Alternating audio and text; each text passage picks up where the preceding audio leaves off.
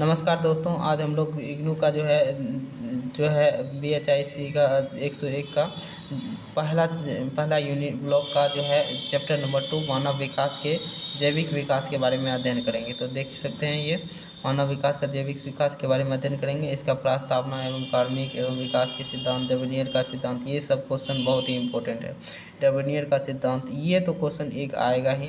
हेमोस्पेंजिस भी आ सकता है, लेकिन इससे ज़्यादा भरी भी आई है आपका डेविनियर का सिद्धांत। तो चलिए आगे देखते हैं। उपदेश देखिए, हाल ही में प्रस्तावना देखिए कार्मिक विकास। चलिए देखते हैं विकास मूलतः विचारधारा का समस्त अरस्तु एवं शास्त्रीय कार्य के सिद्धांतों से मिला हुआ सिद्धांतों के से लेकर कार्मिक विकास का अध्ययन और आधुनिक कृत्रिम एवं सिद्धांत तक ये सिद्धांत के जीवित की कार्मिक विकास का गतिविधियों का प्रदान करता है, आधार पर ज्ञान एवं ज्ञान के प्रदान करता है। ये कार्मिक विकास का आधुनिक सिद्धांत के अस्तित्व आने वाले क्रमबद्ध चरणों को निर्धारित करता है। डार्विन का कार्मिक विकास का सिद्धांत क्या था? तो चलिए देखते हैं। चार्ल्स डार्विन वैज्ञानिक के तौर पर जाने जाते हैं। क्या जाने जाते हैं? मतलब वैज्ञानिक के तौर पर जाने जाते हैं, जिन्हें विकास एवं मूलक सिद्धांत को बदल दिया। विकास एवं मूलक सिद्धांत को क्या कर दिया? बदल दिया और एक ऐसा ठोस आधार की स्थापना की जिससे कार्मिक विकास का अध्ययन किया जा सकता है। हालांकि डार्विन से पूर्व अनेक सिद्धांत प्रस्तुत किए गए जिन्होंने वास्तव में विकास मूलक एवं विचारधाराओं की वृद्धि के मार्ग पर प्रयास किया और यूनानी की विचारधाराओं को प्रारंभ में लेकर आयलक सिद्धांत के एक छोटे से सिद्धांत तक डार्विन पूर्व सिद्धांत बताते हैं। डार्विन से पहले शोधकर्ताओं द्वारा कार्मिक विकास किस तरह समझाया गया। तो यूनानी सिद्धांत, चलिए आगे देखते हैं यूनानी सिद्धांत क्या होता है।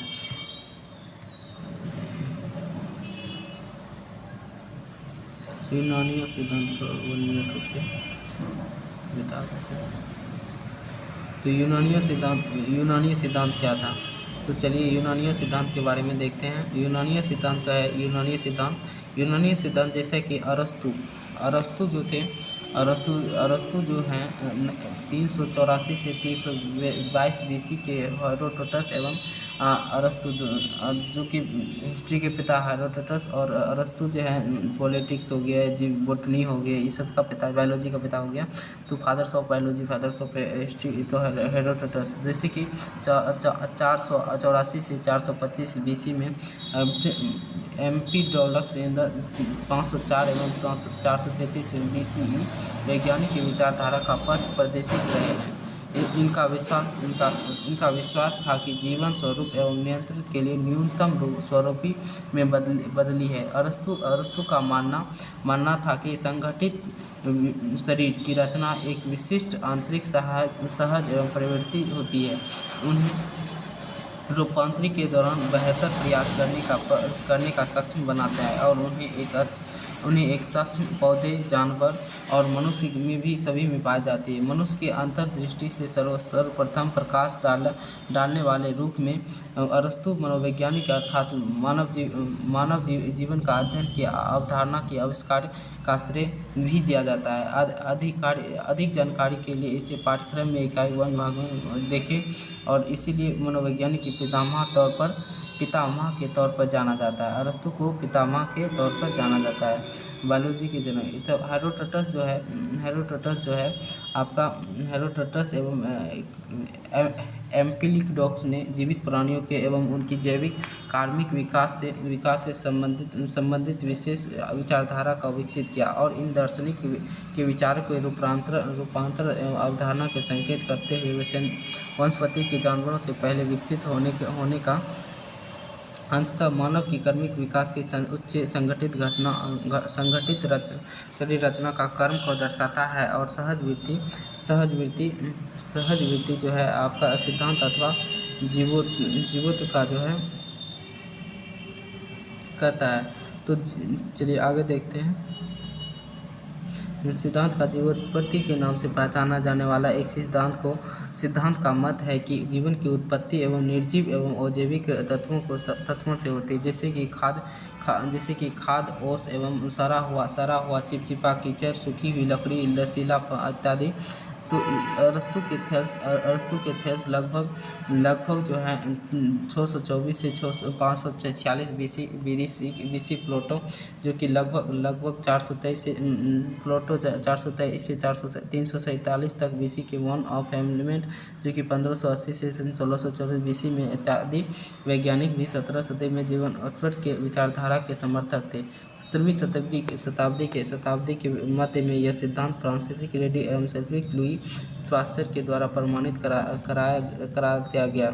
तो मध्यकालीन युगीन के सिद्धांत क्या है? तो मध्यकालीन युगीन के सिद्धांत यह है कि मध्यकालीन युगीन के सिद्धांत देखिए, मध्यकालीन युगीन के सिद्धांत जो है, मध्यकालीन युग यूरोपीय जगत के ईसाई युग के नाम से भी प्रसिद्ध है, जो कि यूनानियों के कार्मिक सिद्धांत एवं सिद्धांत के खंडन किया और मध्यकालीन युगों में विशिष्ट एवं सृष्टि के विषयों के सिद्धांत पर वर्चस्व एवं सिद्धांत के अनुसार धरती एवं समस्त क्रियाशील जीवों की रचना देवी शक्ति द्वारा 6 दिनों में की गई। और स्पेनिश बदरी एवं फरदार श्वारल 1548 से 1671 ईस्वी में के दौरान सिद्धांत एवं प्रबल समर्थ थे, चूँकि समस्त एवं क्रियाशील जीव की रचना दैवीय शक्ति द्वारा की गई थी। वे उत्पत्ति के दिन से लेकर अब तक परिवर्तन के अस्थायी इस सिद्धांत के अनुसार 19वीं शताब्दी के माध्यम तक हुआ। वर्तमान स्थिति में शाश्वत सिद्धांत इस सृष्टि से अपरिवर्तित प्राकृतिक तर्क में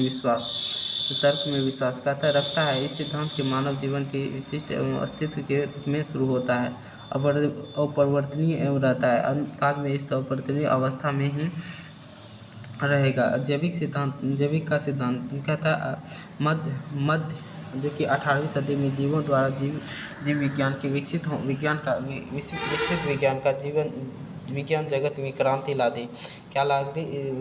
दी। इस काल में स्विट्जरलैंड के वनस्पति वैज्ञानिक कार्ल विलियम्स ने 1707 से 1778 में अपनी अमर कृति एवं सिस्टम नेचुराई एवं 1735 में प्रकाशित एवं विलियम्स ने सर्वप्रथम प्रत्येक क्रियाशील जीव के दो दोहरे नामकरण के साथ एवं निश्चित किया और इनके प्रत्येक जीव को दो अलग अलग नाम दिए, दो लैटिन नाम दिए, एक वंश और दूसरा उसका प्रजाति के लिए। इस प्रकार के विलियम्स के समय वैज्ञानिक की दृष्टि से मानव के प्रजाति होमो स्पेंसी के तौर पर पहचाने जाते थे। किसके? होमो स्पेनियस के नाम से पहचाने जाते थे। 18वीं शताब्दी में के अंत में फ्रांसीसी वैज्ञानिक ने कॉम्टो वैज्ञानिक कॉम्ट डी बर्टन ने 1707 से 1778 तक कार्ल लिनियस के समकालीन थे, लेकिन न तर्क जीवन के स्वरूप एवं निर्धारित की गई अस्थायी नहीं। उनका विश्वास था कि जीवों की कार्मिक विकास जो है पर्यावरण की बहुत गहरा प्रभाव रहा है। तदुपरांत इरासम डर्विन 1731 से 1802 ईस्वी 1802 यानी कि 18वीं सदी में एक अन्य विकासवादी वैज्ञानिक चार्ल्स डार्विन के दादा ने अपने शोध के माध्यम से जानवरों की विकासात्मक अवस्था पर प्रकाश डाला। दृढ़ता से दावा किया कि धरती और इस प्रकार के जीवन अवश्य ही लाखों वर्षों से विकसित हो रहा है और इस श्रेणी में मानव जीवन की कार्मिक विकास नवीनतम है। क्या है? नवीनतम है। चलिए, लैंडमार्क एक फ्रांसीसी उदारवादी प्राकृतिकवादी था। कैसा था? लैंडमार्क तो एक फ्रांसीसी प्रकृतिवादी प्रथम विकासवादी वैज्ञानिक था, जिन्होंने विश्वास के साथ जीवों को जैविक एवं परिवर्तनों के रूप में प्रमुख प्रक्रिया के रूप में बारे में विचार का आगे बढ़ाया। इनका सिद्धांत है कि गुणों एवं प्रतीक एवं अभिक्रिया नाम से जाना जाता है और यह नई प्रजाति की उत्पत्ति का विवरण प्रदान करता है। लैंडमार्क ने जो जानवरों को श्रेणी में विभाजित विशेष थे और न जाने के विभिन्न एवं प्रजाति के रूप में सुविधा संबंधी के अनुसार सुव्यवस्थित संबंध के अनुसार हो सकता है। तो कहता है जिसमें जीवन की सबसे सरल छोटा रूप में जटिल एवं मानव की सतत एवं वंशानुकरण के क्रमबद्ध किया गया है। वे प्रथम कर्तव्यवादी जिन्होंने हम विकास की दिलाई और जानवरों के बारे में पर्यावरण जो है जानवरों एवं पर्यावरण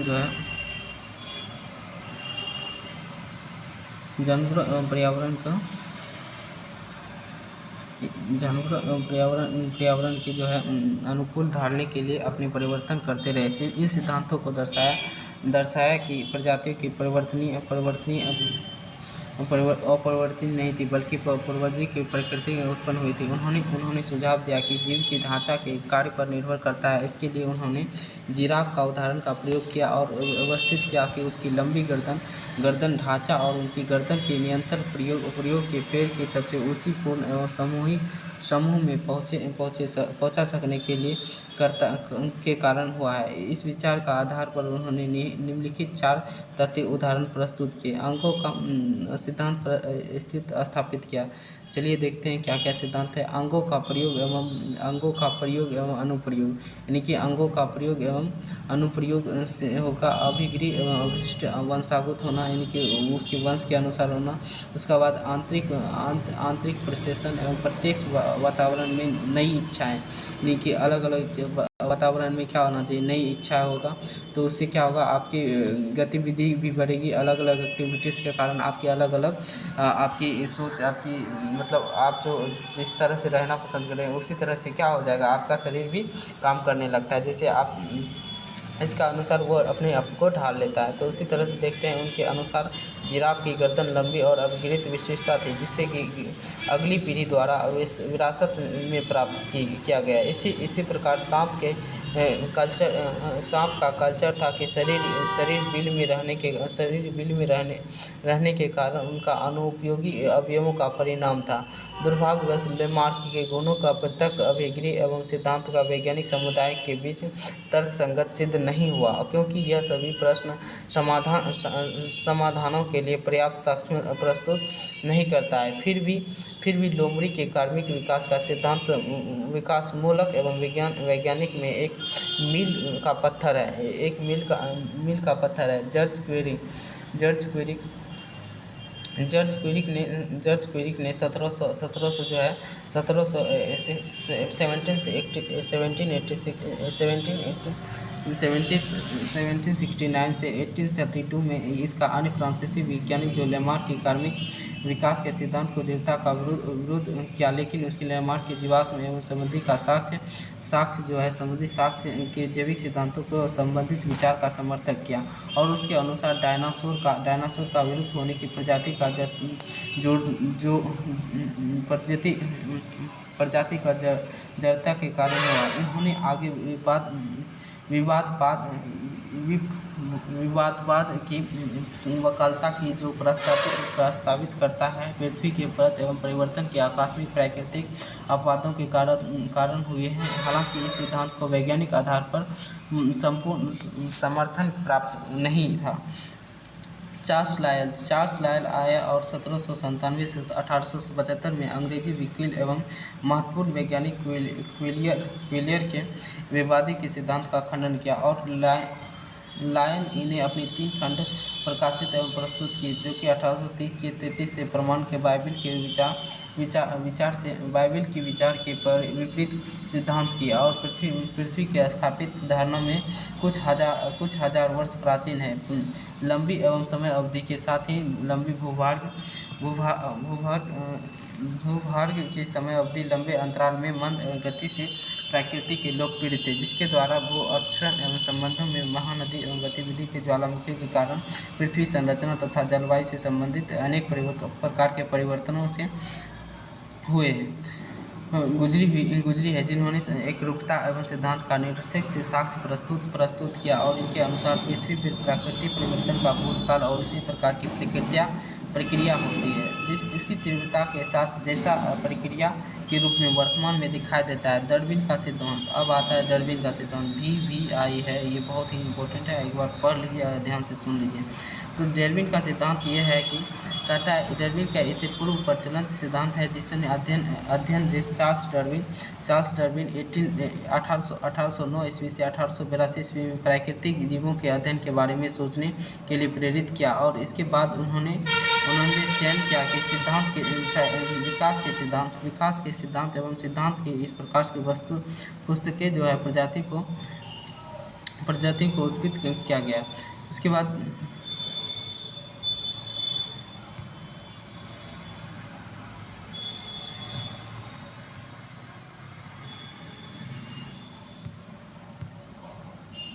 प्रस्तुत किया गया। डार्विन के दो प्रमुख प्रभाव थैलम्स की जनसंख्या एवं उनके प्राकृतिक।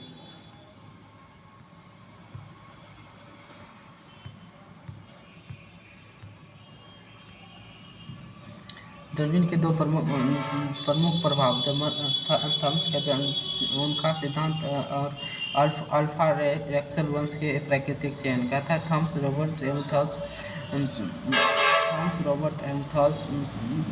रेक्सल वंश के उनकी प्राकृतिक सिद्धांत। तो चलिए थॉमस रॉबर्ट मथल्स जो 1766 में 1734 में 1827 में एक अंग्रेज दार्शनिक शास्त्री थे।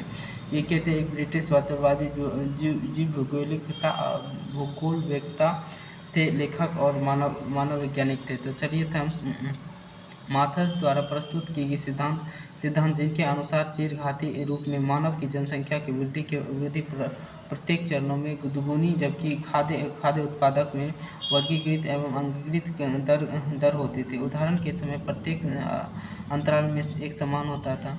चलिए इसमें देखते हैं। विलियम्स जो है कार्मिक विकास का सिद्धांत में थे। डार्विन के एक खोजकर्ता थे और वेल्स ने इस सिद्धांत पे कार्यकारी सिद्धांत पे डार्विन की भांति एवं प्राकृतिक चयन का प्रजाति में उनका पर्यावरण एवं अनुकूल आधारित था। चलिए सिद्धांत का उपदेश था कि जनसंख्या की वृद्धि एवं परिणाम स्वरूप खाद्य का उत्पादन एवं खाद्य उपलब्धता की कमी में प्रकाश था। कथा उसके बाद वेल्स की डार्विन ये शोध प्राप्त है संयुक्त थे कि 1859 ईस्वी में प्रयुक्त लेखन एवं अंतर्गत प्रकाशित हुए। यह सिद्धांत 1798 ईस्वी में एडम्स के द प्रिंसिपल ऑफ मैनिपुलेशन शीर्षक के अंतर्गत प्रकाशित हुआ, जो कि मथल्स द्वारा बदलाव के साथ दोबारा 1803 ईस्वी में आगामी संस्करण में प्रकाशित किया गया। तो डार्विन 5 सिद्धांतों से युक्त है जो कि अधिक उत्पादक अर्थात अधिक उत्पादक के अधिक मत्स्य की जनसंख्या के सिद्धांत एवं संकुलन प्रजाति के संबंध में यह सिद्धांत ये जोर दिया जाता है। मानव विकास की पीढ़ी जन्म लेने वाले व्यक्ति को जीवित रहने योग्य लोगों से अधिक है। कहता है विभिन्न मानसिकता के अनुसार समान एवं प्रजाति के प्रत्येक व्यक्ति समान नहीं है, बल्कि वे एक दूसरे के विभिन्न विशेषता के कारण विभिन्न हैं। इनमें से कई अनुकूल उपरांत आनुवंशिक एवं भावी पीढ़ी के संतान एवं हस्तगत हो गए। अस्तित्व के संघर्ष एवं जैविक प्रणाली की अनुपात एवं वैज्ञानिक वृद्धि के, जबकि खाद्य एवं उत्पादक केवल अनुक्रमिक अनुपात में होता है। परिणाम स्वरूप यहाँ की समिति एवं अध्ययन के संघर्ष होता है। केवल चुनिंदा व्यक्तियों को इन समितियों के संसाधन के ना पाते हैं, बाकी जीवन के संघर्ष तो नष्ट ना हो जाए। युक्ता एवं उत्तरदायित्व का आर्थिक युक्ता एवं उत्तरदायित्व का मतलब कुछ व्यक्ति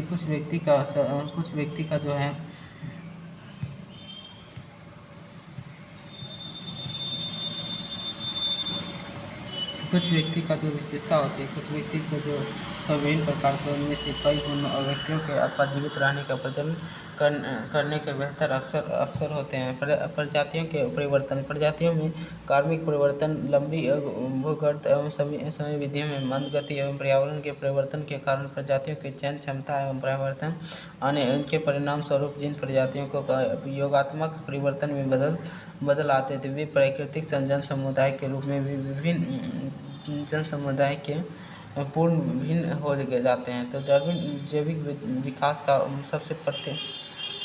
सबसे अधिक प्रभावशाली सिद्धांत पढ़ा, परंतु यह परिभाषित करने में अयोग्य साबित हुआ, क्योंकि प्राकृतिक चयन वास्तव में इस प्रकार का कर्मिक विकास का प्रमाणित